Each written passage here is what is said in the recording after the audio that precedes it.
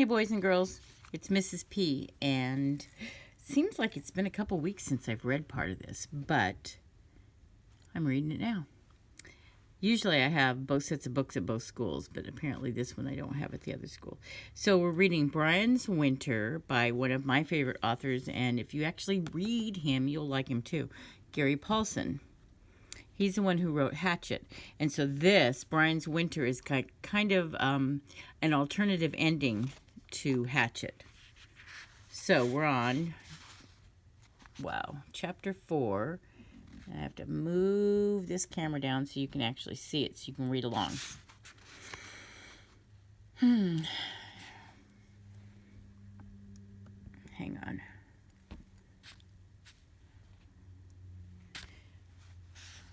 Chapter 4. It was all much harder than he thought it was going to be, which, of course, might be said for Brian's whole life since the plane crash. But in this case, he had somewhere to start.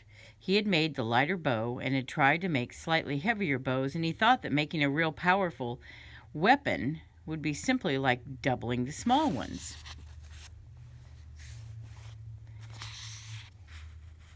It was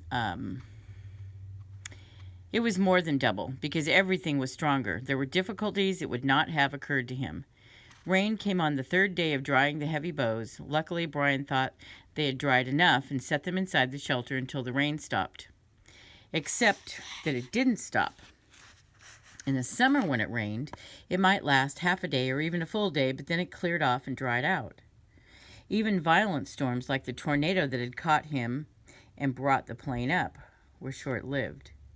But this was fall, and fall rains were a whole new dimension in weather. It started to rain from a low, gray sky, and it didn't rain hard, and it didn't rain soft. It just kept raining. Brian almost went crazy with it. By the end of the first day, or the first whole day, it was all he could do to try to find dry wood to keep the fire going. And by the end of the second day of constant drizzle, he found himself looking at the sky, hoping to see a hole, anything with bright light. But it rained steadily for 5 days, and while it rained, it turned colder, so that by the 5th day, Brian felt as if he were freezing. The only way he could find dry wood was by looking for dead logs that had hung up off the ground, and then by breaking limbs off beneath them where they weren't quite as soaked as they were on top. By the time he got enough wood to burn for a few hours and keep the fire going against the rain, he was so soaked that it took all the time the wood burned just to get him warm and dry enough to go out again to search for more wood. The inside of his sleeping bag was damp at first, then flat wet, and finally as soaked from his body and the humidity as if it had been out in the open rain. But still worse, with the rain, he didn't think he could hunt, and so had no food. On the 4th day, he found a 4-pound northern pike on his fish line, and he ate it like at one sitting, saving the guts and the head for bait. Sorry, that was getting really close. But he got no more fish, and by the 6th day, when it was clear that it wasn't going to stop raining, he believed now that it would never stop raining. By the end of the 6th day, he decided that he would simply have to live in cold rain for the rest of his life, and the morning of the 7th day, he sat in his bag, looked outside, and said, "To hell with it, I'm going hunting." And he did. He strung his bow and took his arrows. After touching his medicine arrow for luck, and in a tattered t-shirt, with the hunting knife at his belt, he set off into the rain. Hunting took his mind off the cold, and he found to his immense surprise that hunting was better during a rain than it was in clear weather. Game could hole up for a day or two of bad weather, but animals were governed by the same physics as Brian. The rain or no rain, cold or no cold, they had to come out and eat. He took a fool bird not 40 feet from the camp and got 4 shots at 2 different rabbits within another 20 yards. He missed the rabbits but was satisfied with the fool bird and went back to build up the sputtering fire.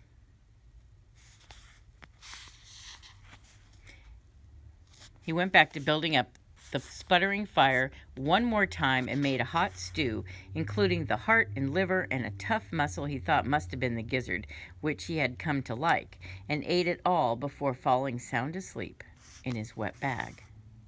He slept hard, in spite of being cold and damp, but in the middle of the night he opened his eyes, instantly awake, and waited for his eyes and his mind to tell him what had awakened him.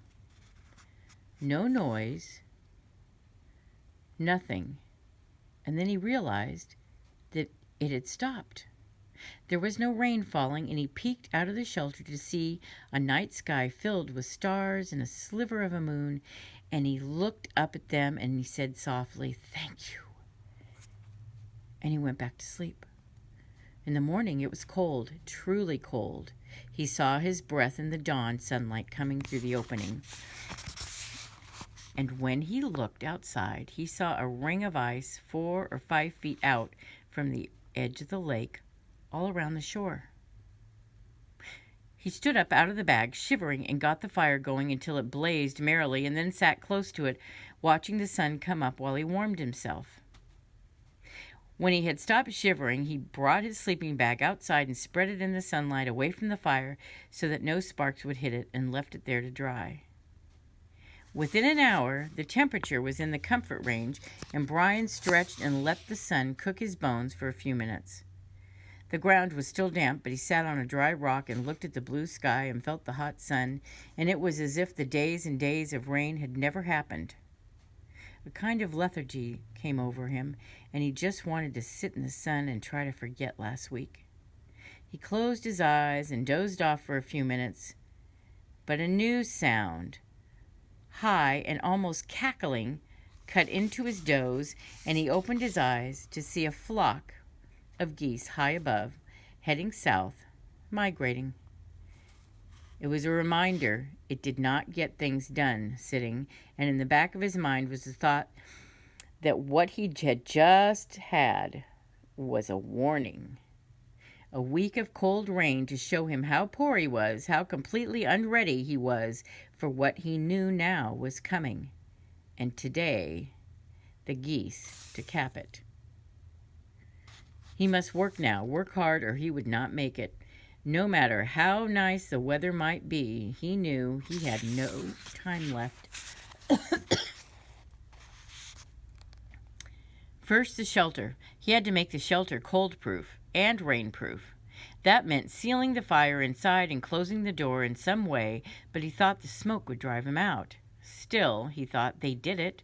The people who came before him had tents and teepees and caves, and they didn't have stoves. So how did they do it? He took kindling into the shelter, and he made... Where am I? I can't see this. Oh, okay. He took kindling into the shelter and made a small fire and closed off the opening to see what would happen. As he had predicted, the smoke quickly filled the small enclosure and drove him, coughing and spitting, out into the air. He had to let the smoke out. They must have known a way. What did they do? Teepees just let it come out the top through a hole. He'd seen that in movies, old westerns on television. Brian went to where his wall met the rock and made a hole about a foot across just above where he had made the fire, then tried it all again. This time, when he closed the door and put some sticks on the fire, it started to smoke again, but as the heat developed, it rose and carried a small draft through the hole in the ceiling. There was a moment of smoke, and then it all magically cleared, and Brian was sitting in a snug little hut with a fire warming his face. Clearly, it would take only a small blaze to keep the little shelter warm, which meant less wood would be required. The side of the shelter was still far from airtight, but about this Brian knew exactly what to do. He had spent one whole day watching a family of beaver mix mud and sticks to make a watertight dam. He spent 3 hours bringing up double armfuls of fresh mud from the lake to pack into the low wall with sticks and leaves. When he was done, he covered it with another layer of brush to protect the mud, and when it dried by nightfall, he had a truly weather-tight shelter. He still had to seal the door, but that night he sat with the fire warming the inside of his home and knew that as long as he had wood and he was living in the middle of the forest, he would stay warm no matter what kind of weather came. He slept so soundly that the bear could have come in again and torn the place apart, and he would not have known it. In the morning, he mudded the door and set it aside to dry and used more mud to make a seal on the wall, smooth and tight, and then he set back to work on the arrowhead problem. He went to the lake shore and looked for stones that would make an arrowhead. There were rocks everywhere, and he must have looked at 100, turning them this way and that, tapping them against each other. None of them worked or fit or seemed right, and he stopped and thought again about the arrowhead collection. They weren't just stones in the shape of arrowheads. They had been worked, chiseled away from some larger stones to get the shape and the edge. But what kind of stone and how? Wasn't it some special type of rock, something that would flake off in sharp edges? He had his hatchet on his belt, and he went back to the shore and started hitting rocks with the flat side of his hatchet. They just shattered and didn't make any kind of sharp point. One rock chipped off a flake about 3 inches long and in the right shape, but when he picked up the flake and tapped it with the back of the hatchet, it fell into a dozen unusable pieces. Flint. There, the word came to him. They weren't just arrowheads, they were flint arrowheads, so maybe they had to be flint to chip right. So all he had to do was find some flint. He went back to the lakeshore and looked at the rock supply again, smashing rocks with the back of the hatchet to see if any of them were made of flint. In truth, he didn't really know what to look for, except that he remembered that flint and steel would spark when they hit.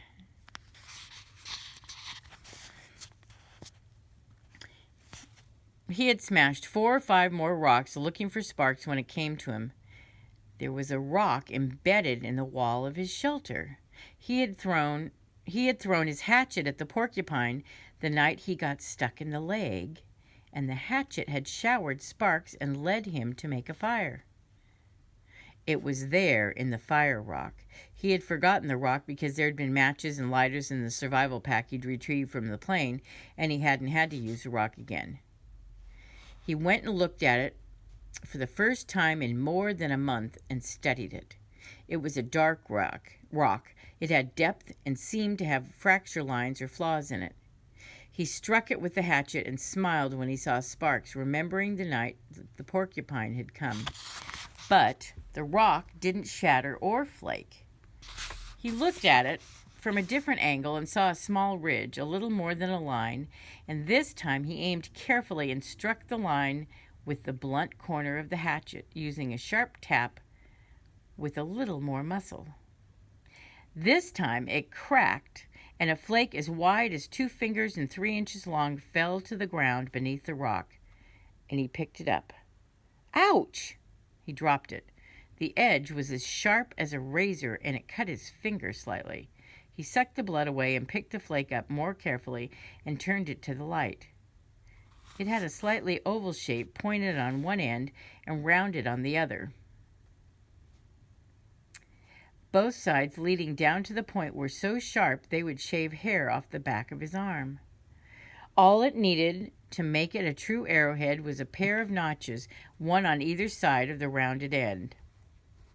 He put the flake on a flat rock and held it in place with his foot, vising it down tightly while he chipped away at the notch positions with the tip of his hunting knife. He started with too big a piece, and it broke the whole tip of the oval off and left the flake with the flat rear end. From then on, he took tiny chips, each no bigger than the head of a pin, until he had an arrowhead that resembled those in the collection. It was not finished as well as the ancients had finished theirs, but it was sharp and tapered the right way and had a notch for tying it onto the shaft. He took one of the shafts for the war bow arrows and split the grain on the end with the knife. He worked the point back into the split so that the notch was slightly recessed into the wood. He had nothing with which to tie it into position and was casting around for a piece of string, non-existent except for the original bowstring from his first bow, or he would have used it long ago, when he saw the tree with the rabbit skins.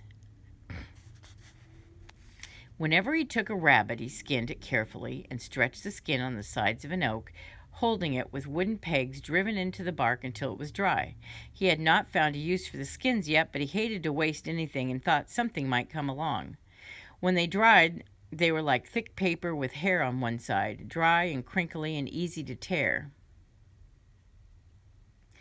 But the last hide he'd put up during the rain had not dried yet, and he took it off the tree. Still damp, the hide had a strength to it, and it might make a kind of cord.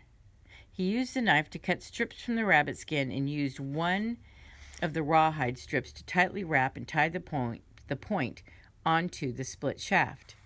When he finished, it seemed to be tight enough, and he had heard that rawhide shrinks when it dries, so that might make it even better. Of course, the hair was still on the skin and stuck out all around and made the arrow look like a pom-pom, but a quick pass over the flames in the fire pit burned all the hair off, and when he was done, he trimmed the ends of the lacing and it looked good.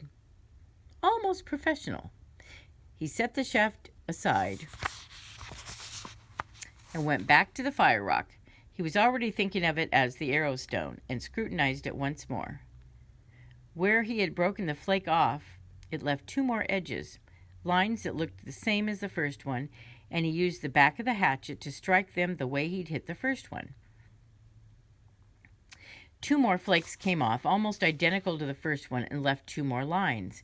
When he tapped those, it happened again and again until he had 9 flake points. He took them back to his work rock and clamped them with his foot and worked tie notches into the shanks with the point of his knife and fitted them to the shafts with green rabbit hide, and all of this rock to points in one day. Just as bad things could snowball, Brian found that good things could come fast as well. While he was working with the rabbit skin in the cool evening, he turned it to get a better angle, and the hair brushed his hand and felt warm, and he realized he'd found a way to stay warm. He had 15 dried skins, and he brought them into the shelter at dark. He had not eaten again, but the hunger was not as bad because he was excited. Working in the firelight, he trimmed the hides to make them clean-edged and rectangular. He used one hide for lacing, cutting thin strips off the edge with his knife.